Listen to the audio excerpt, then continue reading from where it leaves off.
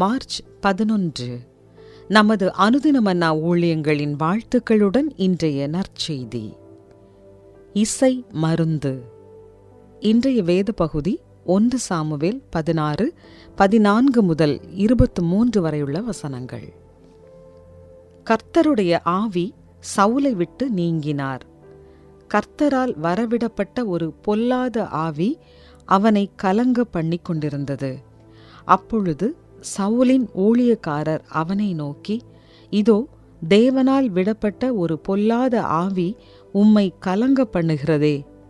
சுரமண்டலம் வாசிக்கிறதில் தேறின ஒருவனை தேடும்படிக்கு எங்கள் ஆண்டவனாகிய நீர் உமக்கு முன்பாக நிற்கிற உம்முடைய அடியாருக்கு கட்டளையிடும்.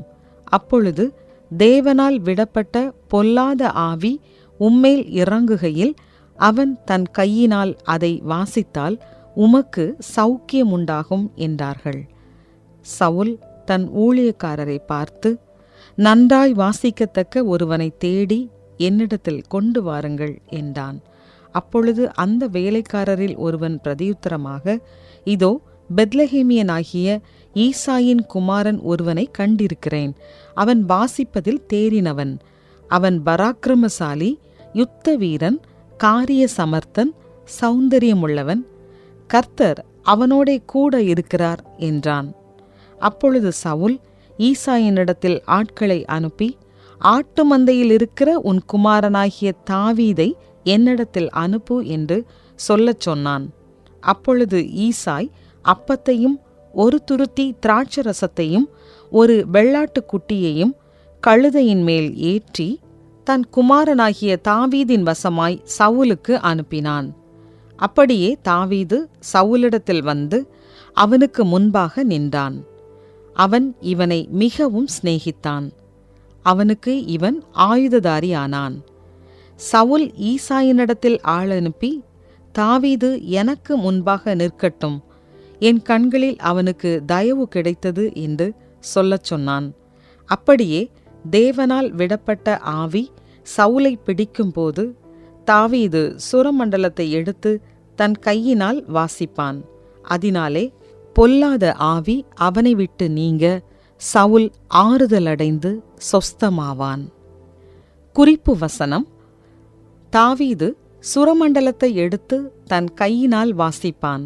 அதனாலே பொல்லாத ஆவி அவனை விட்டு நீங்க சவுல் ஆறுதலடைந்து சொஸ்தமாவான். 1 சாமுவேல் 16:23. அமெரிக்காவில் வடக்கு டக்கோட்டாவில் புற்றுநோயால் பாதிக்கப்பட்ட 5 வயது பெல்லா மருத்துவமனையில் அனுமதிக்கப்பட்ட போது சிகிச்சையின் ஒரு பகுதியாக இசை சிகிச்சையை பெற்றாள். ஏன் என்று புரிந்து கொள்ளாமல் பலர் மனதளவில் இசையின் சக்தி வாய்ந்த விளைவை அனுபவித்திருக்கிறார்கள். ஆராய்ச்சியாளர்கள் சமீபத்தில் இசையின் ஒரு மருத்துவ நன்மையை ஆவணப்படுத்தியுள்ளனர்.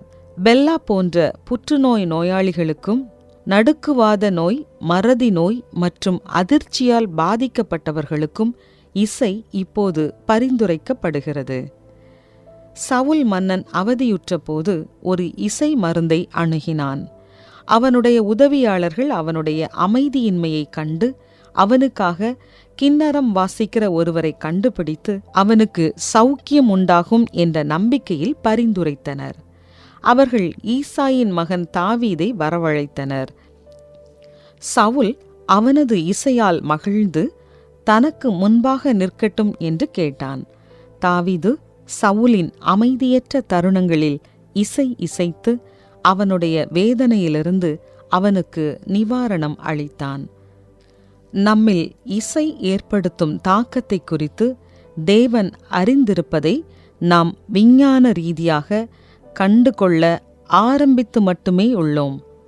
நமது உடல்களுக்கும் இசைக்கும் சிருஷ்டிகரும் காரணருமான தேவன் நமக்கு அளித்த சுலபமாக கிடைக்கக்கூடிய ஆரோக்கியத்திற்கான சிறிய மருந்து சீட்டு இசையே.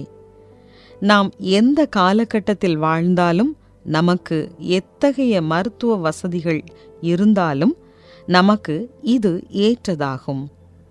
இசையை கேட்க வழி இல்லாவிட்டாலும் நம்முடைய சந்தோஷங்கள் மற்றும் போராட்டங்களுக்கு மத்தியில் நாம் தேவனை பாடலாம், நம்முடைய சொந்த இசையை உருவாக்கலாம். கடவுள் உங்களை அமைதிப்படுத்த இசையை எவ்வாறு பயன்படுத்தினார்? சவுலுக்கு தாவீது செய்தது போல் நீங்கள் எப்படி ஒருவருக்கு ஆறுதலை கொண்டு வர முடியும்?